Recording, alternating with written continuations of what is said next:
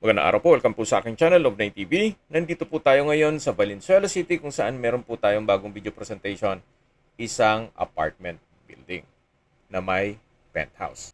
May total floor area po ito na 480 square meters. Ito po'y titulado, buhay po ang may-ari, kaya wala po kayong maging problema sa documentation o sa transfer ng title.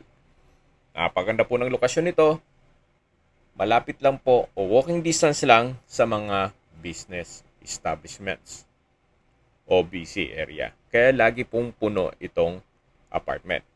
Ang monthly income po nito ay 57,000 pesos.